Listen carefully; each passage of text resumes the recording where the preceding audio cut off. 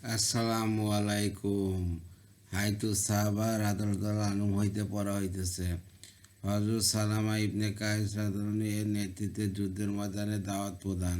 সুলাইমান ইবনে বুরাইদা রহমতুল্লাহ বলেন, আমিরুল মুমিনিন হযরত ওমর রাদিয়াল্লাহুর নিকট আউলে ঈমান অর্থাৎ মুসলিম বাহিনী সমবেত হইলে তিনি কোনো আলেম ও ফকিহ ব্যক্তিকে তাহাদের আমির নিযুক্ত করিয়া দিতেন। একবার এইরূপ সৈন্য সমবেত হইলে তিনি হযরত সালামা ইবনে কায়েস আশজাঈ রাদিয়াল্লাহুকে তাদের আমির নিযুক্ত করিলেন এবং বলিলেন, আল্লাহর নাম লইয়া রওনা হও, কাফেরদের সহিত আল্লাহর পথে লড়াই করো। যখন তোমাদের দুশমন মুশরিকদের সম্মুখীন হইবে তখন তাহাদিগকে তিনটির যে কোনো একটি গ্রহণ করিবার দাওয়াত দিবে। তাহাদিগকে সর্বপ্রথম ইসলামের দাওয়াত দিবে। যদি তাহারা ইসলাম গ্রহণ করে এবং নিজের দেশে থাকিতে পছন্দ করে তবে তাহাদের মালামালের জাকাত আদায় করিতে হইবে, কিন্তু মুসলমানদের অর্জিত গনিমতের মালে তাদের কোনো অংশ থাকিবে না। আর যদি তাহারা তোমাদের সহিত মদিনায় থাকিতে পছন্দ করে তবে তারাও সেই সকল অধিকার লাভ করিবে যা তোমরা লাভ করিয়াছ, এবং তাদের উপর সেই সকল দায়িত্ব আসিবে যা তোমাদের উপর আসিয়াছে। আর যদি তাহারা ইসলাম গ্রহণ করিতে অস্বীকার করে তবে তাহাদেরকে জিজিয়া প্রদানের আহ্বান জানাইবে। জিজিয়া প্রদানে সম্মত হইলে তাদের শত্রুদের বিরুদ্ধে যুদ্ধ করিবে এবং তাহাদিগকে জিজিয়া আদায়ের জন্য অবসর করিয়া দিবে। সামর্থ্যের বাইরে কোনো কাজ তাদের উপর চাপাইবে না। আর যদি তাহারা জিজিয়া প্রদানে সম্মত না হয় তবে তাহাদের সহিত যুদ্ধ করিবে। নিঃসন্দেহে আল্লাহ তাআলা তাদের বিরুদ্ধে তোমাদেরকে সাহায্য করিবেন। যদি তাহারা ভীত হইয়া কোনো দুর্গে আশ্রয় গ্রহণ করে এবং আল্লাহ ও তার রাসূলের ফয়সালার উপর আত্মসমর্পণের আবেদন জানায় তবে তোমরা আল্লাহ ও তার রাসূলের ফয়সালার উপর আত্মসমর্পণের আবেদন গ্রহণ করিও না, কারণ তাদের ব্যাপারে আল্লাহ ও তার রাসূলের ফয়সালা সম্পর্কে তোমাদের জানা নাই।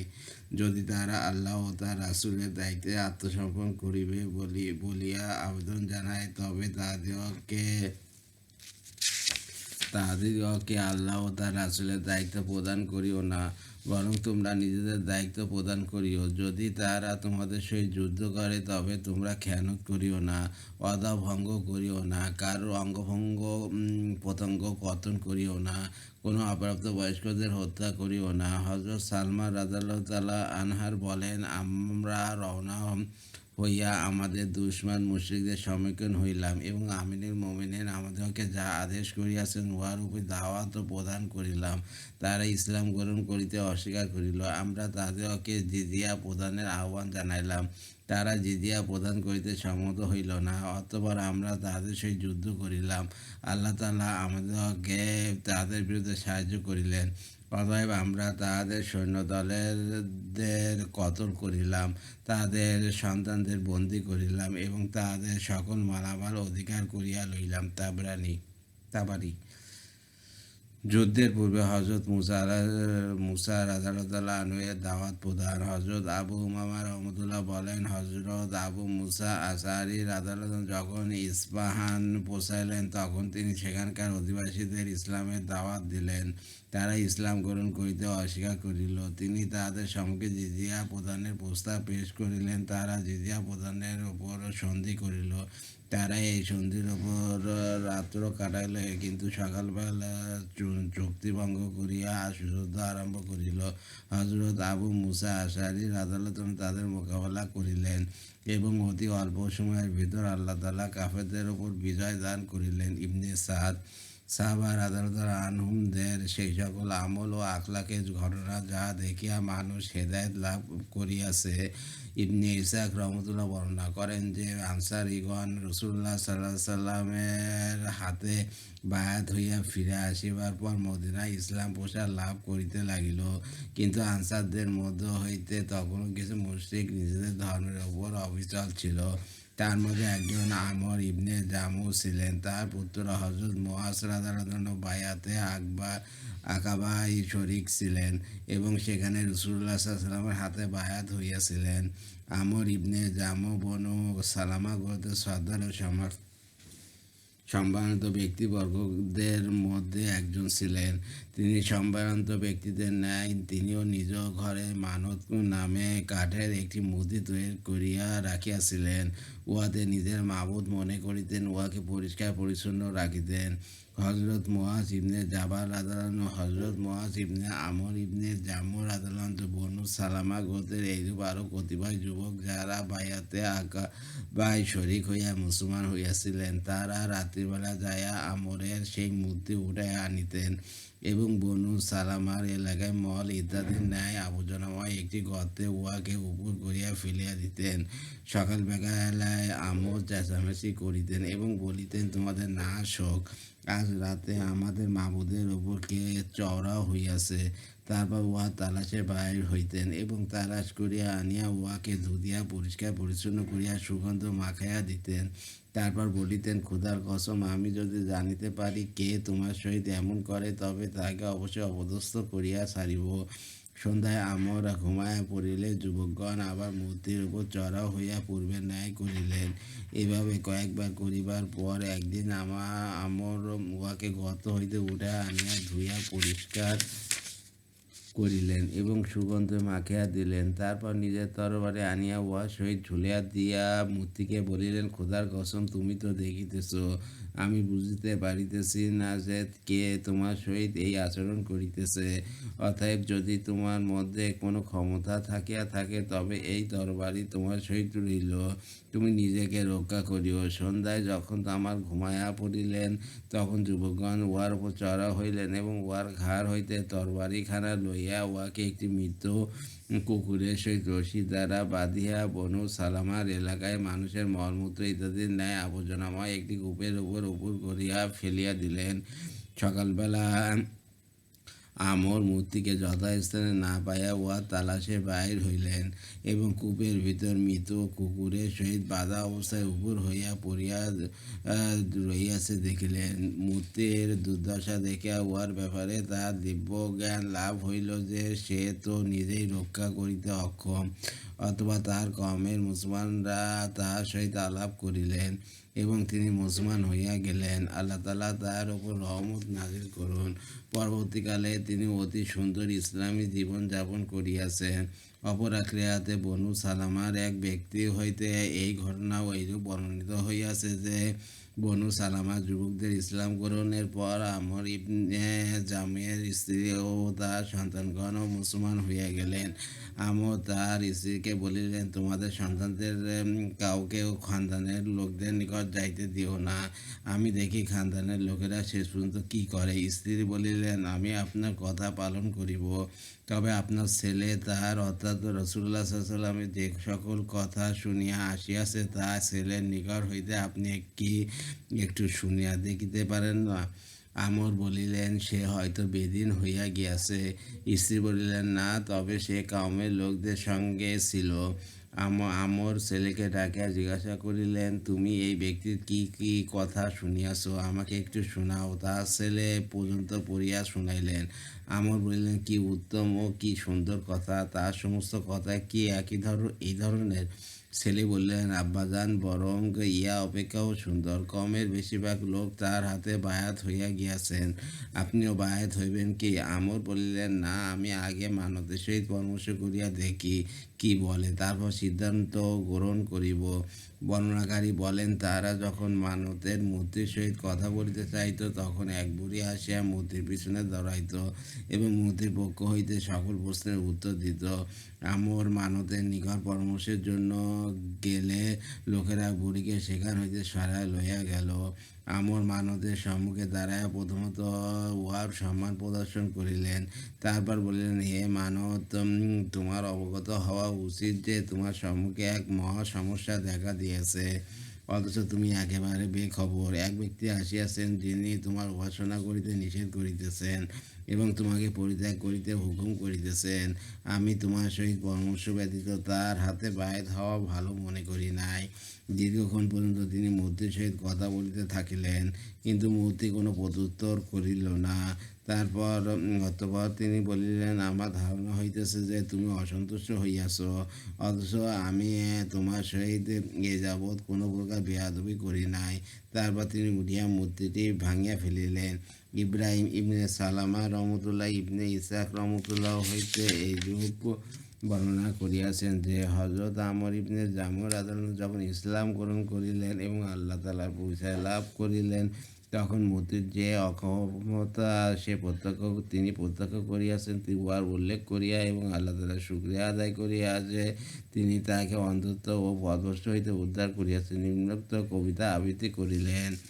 অর্থ, আমি বিগত গুনাহের ওপর আল্লাহর নিকট তওবা করিতেছি এবং আল্লাহর নিকট তার আগুন হইতে মুক্তি চাইতেছি, আর আমি আল্লাহ তাআলার নিয়ামতের দরুন তাহার প্রশংসা করিতেছি। তিনি বাইতুল্লাহ ও উহার পদ্মাসমের খোদা। আমি গুনাহগার মানুষ। বৃষ্টিকণা ও মুষলধারা বৃষ্টির ফোঁটা সমপরিমাণ আল্লাহ তাআলার পবিত্রতা বর্ণনা করিতেছি। আমি অন্ধকারে পতিত ছিলাম, মানত ও উহার পাথরের পূজারী ছিলাম। আল্লাহ তাআলা আমাকে হেদায়েত দান করিয়াছেন। বার্ধক্যের দরুন যখন আমার মাথায় চুল সাদা হইয়া গিয়াছে, তখন আল্লাহ তাআলা আমাকে মূর্তি পূজার কলঙ্ক ও গ্লানি হইতে নাজাত দিয়াছেন।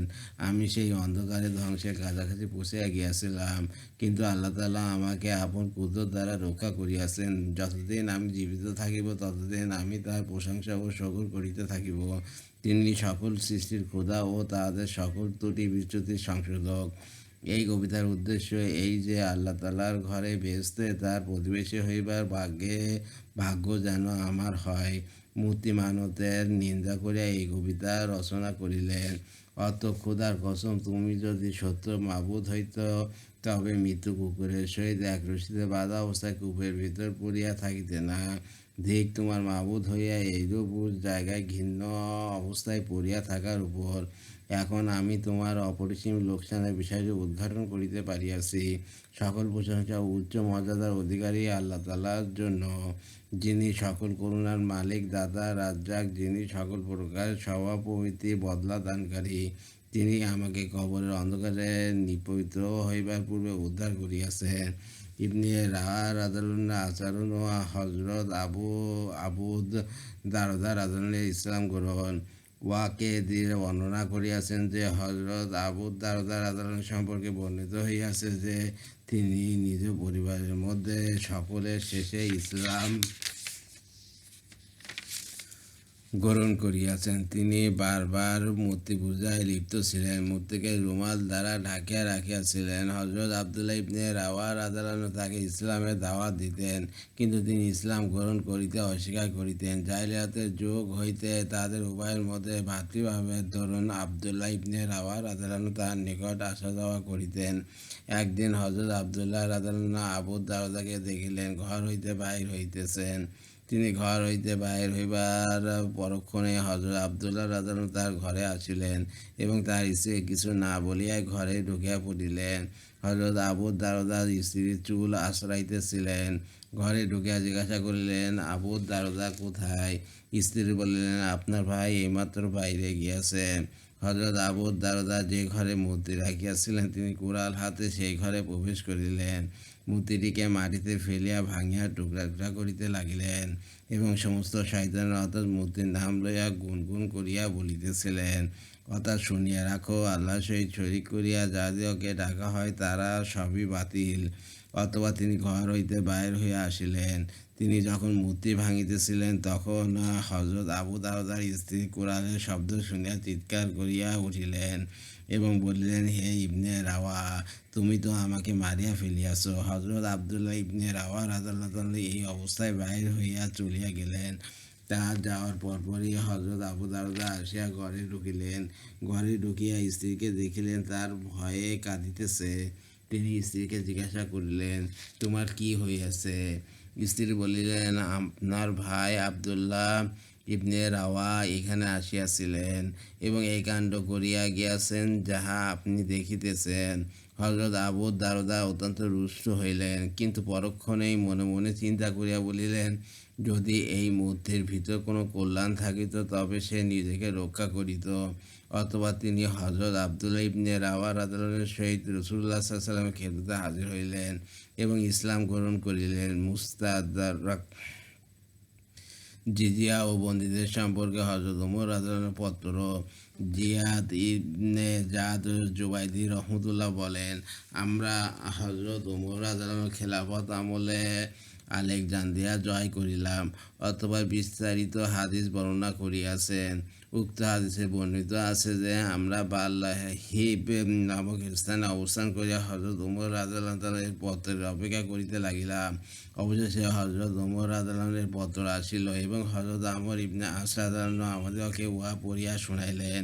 পত্রটি নিম্নরূপ ছিল: আমাবাদ, তোমার পত্র পাইয়াছি। তুমি লিখিয়াছ যে আলেকজান্দ্রিয়ার বাদশা তাহার দেশের সকল কয়েদীদের ফিরিয়া দেওয়া সত্ত্বে জিজিয়া দিতে রাজি হইয়াছেন। আমার জিন্দগির কসম, জিজিয়ার মাল যাহা আমরা ও আমাদের পর মুসলমানগণ পাইতে থাকিবে, তা আমার নিকট সেই গনিমতের মাল অপেক্ষা অধিক পছন্দনীয়, যা বন্টন করিয়া দেওয়ার পর একসময় শেষ হইয়া যায়।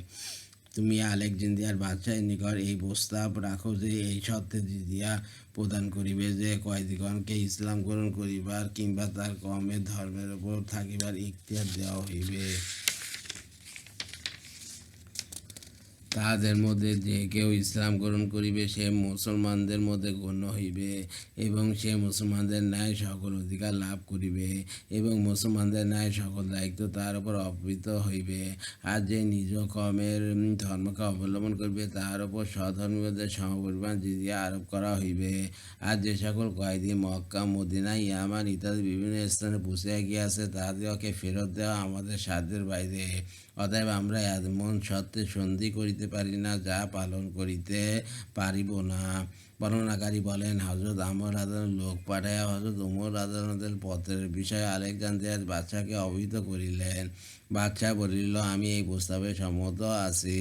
অতএব আমাদের হাতে যত কয়েদি ছিল আমরা তাদেরকে এক জায়গায় একত্রিত করিলাম। সেখানকার খ্রিস্টানগণও সমবেত হইল। অতঃপর আমরা কয়েদিদের একজন করিয়া সামনে আনিয়া তাদের ইসলাম গ্রহণের বা খ্রিস্ট ধর্ম অবলম্বনে এখতিয়ার দিতাম। যদি সে ইসলামকে গ্রহণ করিত তবে আমরা কোন সহজ বিজয়ের সময় যেরূপ আল্লাহু আকবার বলিয়া তাকবীর দিতাম তা অপেক্ষা উচ্চ আওয়াজে আল্লাহু আকবার বলিয়া তাকবীর দিতাম। তারপর তাহাকে আমরা নিজেদের মধ্যে টানিয়া লইতাম। আর যদি সে খ্রিস্ট ধর্মকে অবলম্বন করিত তবে খ্রিস্টানগণ আনন্দধ্বনি করিয়া উঠিত এবং তাহাকে নিজেদের দলে টানিয়া লইত। আমরা তাহার উপর জিজিয়া আরোপ করিয়া দিতাম এবং আমরা উহাতে এইরূপ মর্মত হইতাম যেন আমাদের কোনো লোক তাদের দলে চলিয়া গিয়াছে। এইভাবে একের পর এক আসিতে থাকিল। অবশেষে হযরত আবু মারাইম আব্দুল্লাহ ইবনে আব্দুর রহমানকে সকলের সম্মুখে আনা হইল। বর্ণনাকারী কাসেম রহমতুল্লাহ বলেন, আমি তার সাক্ষাৎ লাভ করিয়াছি। তিনি তখন বনু জুবাইর দুর্গতে সর্দার ছিলেন। আমরা তাকে সম্মুখে আনিয়া তার নিকট ইসলাম ও খ্রিস্ট ধর্ম পেশ করিলাম। তাহারা পিতা, মাতা, ভাতাগণ খ্রিস্টানদের দলে উপস্থিত ছিল। আবু মারায়াম ইসলাম গ্রহণ করিলেন। আমরা যখন তাহাকে নিজেদের মধ্যে আনিতে লাগিলাম তখন তাহার পিতামাতা ও ভাইগণ তাহার উপর ঝাঁপিয়া পড়িল এবং আমাদের সহিত টানাটানি আরম্ভ করিল। টানাটানিতে আবু মারিয়ামের কাপড় পর্যন্ত ছিঁড়া ফেলিল। পরিশেষে আমরা তাকে লইয়া আসিলাম। আজ তাহাকে তুমি আমাদের সর্দার রূপে দেখিতে পাইতেছ। অতঃপর হাদিসের পরবর্তী অংশে বর্ণিত হইয়াছে, হযরত আলী রাদিয়াল্লাহু বর্মের ঘটনা ও একজন খ্রিস্টানের ইসলাম গ্রহণ। সাবির রহমতুল্লাহ বলেন, একবার হযরত আলী রাদিয়াল্লাহু বাজারে গেলেন এবং দেখিলেন এক খ্রিস্টান একটি বর্ম বিক্রয় করিতেছে। হযরত আলী রাদিয়াল্লাহু উক্ত বর্ম চিনিতে পারিয়া বলিলেন, উহা আমার বর্ম। চলো, আমাদের উভয়ের মধ্যে মুসলমানদের কাজী ফয়সালা করিবেন। সে সময় মুসলমানদের কাজী ছিলেন হযরত শুরা রহমতুল্লাহ। হযরত আলী রাদিয়াল্লাহু তাহাকে কাজী নিযুক্ত করিয়াছিলেন। হযরত শুরা রহমতুল্লাহ আমিরুল মুমিনিনকে দেখিয়া আপন বিচার আসন হইতে উঠিয়া দাঁড়াইলেন এবং হযরত আলী রাদিয়াল্লাহুকে উক্ত আসনে বসাইয়া নিজে তাহার সম্মুখে খ্রিস্টানের পাশে বসিলেন। হযরত আলী রাদিয়াল্লাহু বলিলেন, হে শুরা, আমার বিবাদী যদি মুসলমান হইত তবে আমি তাহার সহিত বসিতাম, কিন্তু আমি রসুলুল্লাহ সাল্লাল্লাহু আলাইহি ওয়াসাল্লামকে বলিতে শুনিয়াছি যে এই সকল অমুসলিম জিম্মিদের সহিত মুসাফা করিও না, তাদেরকে প্রথমে সালাম দিও না, তাদের রোগীদের শুশ্রূষা করিও না, তাদের জানাজার নামাজ পড়িও না এবং তাদেরকে পথের সংকীর্ণ অংশে চলিতে বাধ্য করিবে। আল্লাহ পাক তাদেরকে যেরূপ হীন ও নিকৃষ্ট করিয়া রাখিয়াছেন, তোমরাও তাদেরকে সেইরূপ হীন ও নিকৃষ্ট করিয়া রাখিবে। এই সূরা আমার ও এই ব্যক্তির মধ্যে ফয়সালা করিয়া দাও। সূরা রহমতুল্লাহ বলিলেন, হে আমিরুল মুমিনিন, আপনার দাবি কি? হযরত আলী রাদিয়াল্লাহু বললেন, এই বর্ম আমার দীর্ঘদিন হয় উহা আমার নিকট হইতে হারাইয়া গিয়াছে। সূরা রহমতুল্লাহ বলিলেন, হে খ্রিস্টান, তোমার কি বক্তব্য? সে বলিল, আমি বলি না যে আমিরুল মুমিনিন ভুল বলিয়াছেন, তবে বর্মটি আমার। সূরা রহমতুল্লাহ বলিলেন, আমার ফয়সালা এই যে, যেহেতু আমার নিকট কোনো প্রমাণ নাই, সেহেতু এই বর্ম তাহার নিকট হইতে লওয়া যাইবে না। হযরত আলী রাদিয়াল্লাহু বললেন, কাজী শূরাই ঠিক ফয়সালা করিয়াছে। উহা শুনিয়া খ্রিস্টান বলিল, আমি সাক্ষ্য দিতেছি যে উহা নবীদের ফয়সালা অনুরূপ। আমিরুল মুমিনিন আপন অধীনস্থ কাজীর নিকট স্বয়ং আসিয়াছেন এবং কাজী তার বিপক্ষে ফয়সালা করিয়াছেন। খোদার কসম, হে আমিরুল মুমিনিন, এই বর্ম আপনার। একদিন আমি আপনার পিছনে পথ চলিতেছিলাম, তখন আপনার ধূসর বর্ণের উটের উপর হইতে এই বর্মটি নিচে পড়িয়া গেলে আমি তা উঠাইয়া লইয়াছিলাম। আমি সাক্ষ্য দিতেছি যে আল্লাহ ব্যতীত কোনো মাবুদ নাই এবং হযরত মুহাম্মদ সাল্লাল্লাহু আলাইহি ওয়াসাল্লাম আল্লাহর রাসূল। হযরত আলী রাদিয়াল্লাহু বলিলেন, তুমি যখন ইসলাম গ্রহণ করিয়াছ তখন এই বর্ম তোমার এবং তাহাকে একটি ঘোড়াও দান করিলেন। হাকিম হইতে বর্ণিত এক রেওয়াতে আছে যে জঙ্গলের দিন হযরত আলী রাদিয়াল্লাহু এর বর্ম হারাইয়া গিয়াছিল। এক ব্যক্তি পায়া অপর এক ব্যক্তির নিকট বিক্রয় করিয়াছিল। হযরত আলী রাদিয়াল্লাহু এক ইহুদীর নিকট সেই বর্ম দেখিয়া চিনিতে পারিলেন এবং উক্ত ইহুদীর বিরুদ্ধে কাজী শূরায় আদালতে মামলা দায়ের করিলেন। হযরত আলী রাদিয়াল্লাহুর পক্ষে তার পুত্র হযরত হাসান রাদিয়াল্লাহু ও কাম্বার নামীয় এক হযরত আলী রাদিয়াল্লাহু আজাদ করা গোলাম সাক্ষ্য দিলেন। কাজী শূরা বলিলেন, হযরত হাসান রাদিয়াল্লাহু স্থলে অন্য কোনো সাক্ষী হাজির করুন। হযরত আলী রাদিয়াল্লাহু বলিলেন, আপনি কি হাসানের সাক্ষ্য গ্রহণ করিবেন না? কাজী শূরা বলিলেন, না, কারণ আপনার মুখে এই কথা শুনিয়াছি যে পিতার পক্ষে পুত্রের সাক্ষ্য দুরস্ত নাই। ইয়াজিদ তাইমি রহমতুল্লাহ হইতে উক্ত হাদিস বিস্তারিতভাবে এইরূপ বর্ণিত হইয়াছে যে, কাজী শূরা রহমতুল্লাহ বলিলেন, আপনার গোলামের সাক্ষ্য তো আমরা গ্রহণ করিলাম, কিন্তু আপনার পক্ষে আপনার পুত্রের সাক্ষ্য গ্রহণ করিতে পারি না। হযরত আলী রাদিয়াল্লাহু বলিলেন, তোমার মা তোমাকে হারাক, তুমি কি হযরত ওমর রাদিয়াল্লাহুকে বলিতে শোনো নাই যে রাসূলুল্লাহ সাল্লাল্লাহু আলাইহি ওয়াসাল্লাম বলিয়াছেন, হাসান হুসেন বেহেশতের যুবকদের দুই সর্দার? অথবা ইহুদীদের বলিলেন, এই বর্ম তুমি লইয়া যাও। ইহুদী আশ্চর্য হইয়া বলিল, আমিরুল মুমিনিন আমার সহিত মুসলমানদের কাজীর আদালতে হাজির হইয়াছেন, আর কাজী তার বিপক্ষে ফয়সালা করিবার পর তিনি তা মানিয়া লইলেন। খোদার কসম, হে আমিরুল মুমিনিন, আপনি সত্য বলিয়াছেন। উহা আপনারই বর্ম। আপনার উটের পিঠ হইতে উহা পড়িয়া গেলে আমি তুলিয়া লইয়াছিলাম। আমি সাক্ষ্য দিতেছি যে আল্লাহ ব্যতীত কোনো মাবুদ নাই এবং হযরত মুহাম্মদ সাল্লাল্লাহু আলাইহি ওয়াসাল্লাম আল্লাহর রাসূল। হযরত আলী রাদিয়াল্লাহু তাহাকে বর্মটি দান করিলেন এবং অতিরিক্ত 700 দিরহাম দিলেন। অথবা সে ব্যক্তি মুসলমান হইবার পর হইতে হযরত আলী রাদিয়াল্লাহুর সঙ্গে থাকিতে লাগিল এবং সিফফিনের যুদ্ধে শাহাদাত বরণ করিল। কানজুল উম্মাল। দ্বিতীয় অধ্যায়, বায়াত। সাহাবা কিরাম রাদিয়াল্লাহু আনহুম নবী করিম সাল্লাল্লাহু আলাইহি ওয়াসাল্লাম ও তাহার পরবর্তী খেলাফতের নিকট কিরূপে বায়াত হইতেন এবং কি কি বিষয়ের উপর বায়াত গ্রহণ করা হইত। ইসলামের ওপর বায়াত গ্রহণ। হযরত আলী রাদিয়াল্লাহু বলেন, মহিলারা যে সকল বিষয়ের ওপর বায়াত হইয়াছে, আমরাও নবী করিম সাল্লাল্লাহু আলাইহি ওয়াসাল্লামের নিকট সেই সকল বিষয়ের ওপর বায়াত হইয়াছি। যে ব্যক্তি নিষেধ করা কার্যকর্ম হইতে বাঁচিয়া থাকিয়া মৃত্যুবরণ করিয়াছে, রাসূলুল্লাহ সাল্লাল্লাহু আলাইহি ওয়াসাল্লাম তাহার জন্য বেহেশতের জামিন হইয়াছেন। যে ব্যক্তি নিষিদ্ধ কোনো কাজ করিয়া মৃত্যুবরণ করিয়াছে এবং দুনিয়াতে তাহার উপর শরীয়তের নির্ধারিত শাস্তি কার্যকর করা হইয়াছে, তবে উক্ত শাস্তি তাহারা কাফারা হইয়া গিয়াছে। আর যে ব্যক্তি নিষিদ্ধ কোনো কাজ করিয়া মৃত্যুবরণ করিয়াছে এবং তার সেই নিষিদ্ধ কার্য দুনিয়াতে গোপন রহিয়াছে, তবে তাহার হিসাব আল্লাহর দায়িত্বে। যিনি যাহা ইচ্ছা করিবেন মাজায়ে জাওয়েদ। মক্কা বিজয়ের দিন বায়াত। হজরত আসাদ রাদিয়াল্লাহু মক্কা বিজয়ের দিন রাসূলুল্লাহ সাল্লাল্লাহু আলাইহি ওয়াসাল্লামকে লোকদের নিকট হইতে বায়াত গ্রহণ করিতে দেখিয়াছেন। তিনি বলেন, রাসূলুল্লাহ সাল্লাল্লাহু আলাইহি ওয়াসাল্লাম কারণে মাসকালা নামক স্থানে বসিয়া লোকদেরকে ইসলাম ও শাহাদাতের ওপর বায়াত করিতেছিলেন। বর্ণনাকারী বলেন, আমি আমার উস্তাদ হযরত আব্দুল্লাহ ইবনে ওসমান রাহমাতুল্লাহর নিকট জিজ্ঞাসা করিলাম, শাহাদাতের কী অর্থ? তিনি বলিলেন, আমার উস্তাদ হযরত মুহাম্মদ সাল্লাল্লাহু আলাইহি ওয়াসাল্লাম আসওয়াদ ইবনে খালাব রহমতুল্লাহ বলিয়াছেন যে, রাসূলুল্লাহ সাল্লাল্লাহু আলাইহি ওয়াসাল্লাম লোকদেরকে আল্লাহর ওপর ঈমান ও কালেমা শাহাদাত অর্থাৎের ওপর বায়াত করিতেছিলেন। ইমাম বাইহাকী রহমতুল্লাহ হইতে বর্ণিত রিওয়ায়েতে আছে যে, বড় ছোট পুরুষ মহিলা সকলে রাসূলুল্লাহ সাল্লাল্লাহু আলাইহি ওয়াসাল্লামের খেদমতে উপস্থিত হইলে তিনি তাহাদিগকে ইসলাম ও শাহাদাতের ওপর বায়াত করিলেন।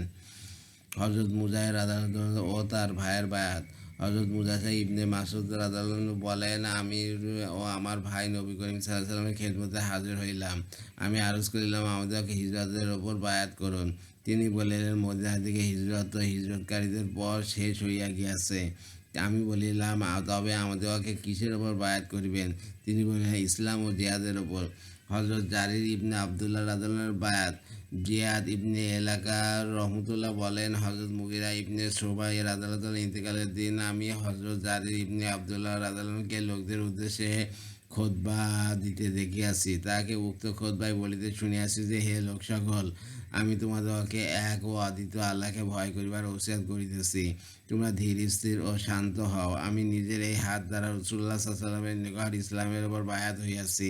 তিনি আমার উপর এই শর্ত আরোপ করিয়াছিলেন যে, প্রত্যেক মুসলমানের জন্য কল্যাণ কামনা করিবে।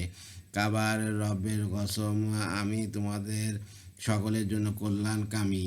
অতঃপর তিনি আল্লাহর নিকট মাগফিরাত কামনা করিয়া মিম্বার হইতে নামিয়া আসিলেন। জিয়াদ ইবনে হারেস সুদাই রাদিয়াল্লাহু বলেন, আমি রাসূলুল্লাহ সাল্লাল্লাহু আলাইহি ওয়াসাল্লামের মেয়ের খেদমতে উপস্থিত হইয়া ইসলামের ওপর বায়াত হইয়াছি। অথবা দীর্ঘ হাদিস বর্ণনা করিয়াছেন, যা পূর্বে দাওয়াতের অধ্যায়ে উল্লেখ করা হইয়াছে। ইসলামী আমলসমূহের ওপর বায়াত গ্রহণ। হযরত বশির ইবনে খাসাসিয়া রাদিয়াল্লাহু বলেন, আমি বায়াতের উদ্দেশ্যে রাসূলুল্লাহ সাল্লাল্লাহু আলাইহি ওয়াসাল্লামের খেদমতে হাজির হইয়া জিজ্ঞাসা করলাম, ইয়া রাসূলুল্লাহ, আপনি আমাকে কিসের ওপর বায়াত করিবেন? রাসূলুল্লাহ সাল্লাল্লাহু আলাইহি ওয়াসাল্লাম আপন পবিত্র হাত বাড়াইয়া দিয়া বলিলেন, তুমি এই কথা সাক্ষ্য দিবে যে আল্লাহ ব্যতীত কোনো মাবুদ নাই, তিনি একা, তার কোনো শরীক নাই, এবং হযরত মুহাম্মদ সাল্লাল্লাহু আলাইহি ওয়াসাল্লাম আল্লাহর বান্দা ও তার রাসূল। 5 ওয়াক্ত নামাজ উহার সময় মতো আদায় করিবে, ফরজকৃত যাকাত আদায় করিবে, রমজান মাসে রোজা রাখিবে, বাইতুল্লাহর হজ করিবে এবং আল্লাহর রাহে জিহাদ করিবে। আমি বলিলাম, ইয়া রাসূলুল্লাহ, দুইটি ব্যতীত আমি বাকি সবটাই করিতে পারিব। দুইটি পালন করিবার ক্ষমতা আমার নাই।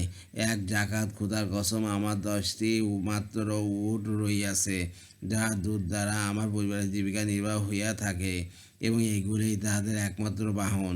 দ্বিতীয়, জিহাদ করা আমার দ্বারা সম্ভব হইবে না, কারণ আমি একজন ভীরু মানুষ।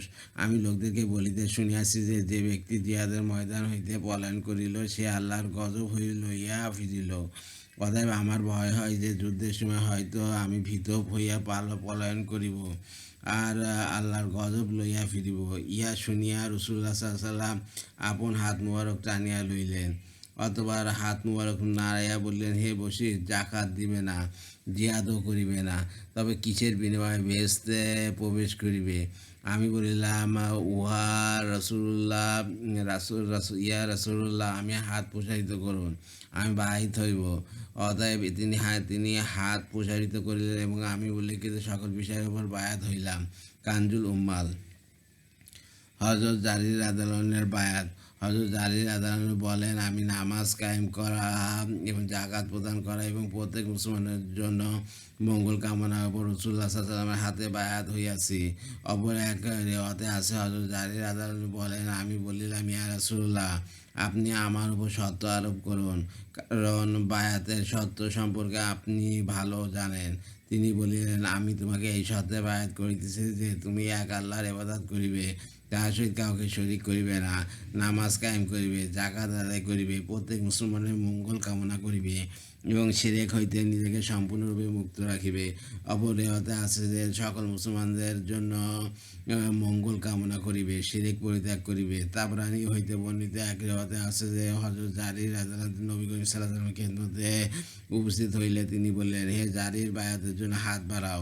হযরত জারির রাদিয়াল্লাহু বললেন, কি বিষয়ের ওপর? নবী করিম সাল্লাল্লাহু আলাইহি ওয়াসাল্লাম বলিলেন, এই বিষয়ের ওপর যে আল্লাহর সম্মুখে নিজেকে ঝুঁকিয়া দিবে এবং প্রত্যেক মুসলমানের জন্য মঙ্গল কামনা করিবে। উহা শুনিয়া হযরত জারির রাদিয়াল্লাহু বায়াত হইতে সম্মত হইলেন। তিনি অত্যন্ত বিচক্ষণ লোক ছিলেন, অতএব তিনি বলিলেন, ইয়া রাসূলুল্লাহ, আমার সাধ্য অনুসারে এই সকল বিষয়ের উপর আমল করিব। তার কারণে পরবর্তী সকলে এই সুবিধা লাভ করিলেন। কানাস, হযরত আউফ ইবনে মালিক রাদিয়াল্লাহু তার সঙ্গীদের বায়াত। হযরত আউফ ইবনে মালিক আসজাই রাদিয়াল্লাহু বলেন, আমরা 7 অথবা 8 অথবা 9 জন রাসূলুল্লাহ সাল্লাল্লাহু আলাইহি ওয়াসাল্লামের খেদমতে উপস্থিত ছিলাম। তিনি বললেন, তোমরা কি আল্লাহ তাআলার রাসূলের নিকট বায়াত হইবে না?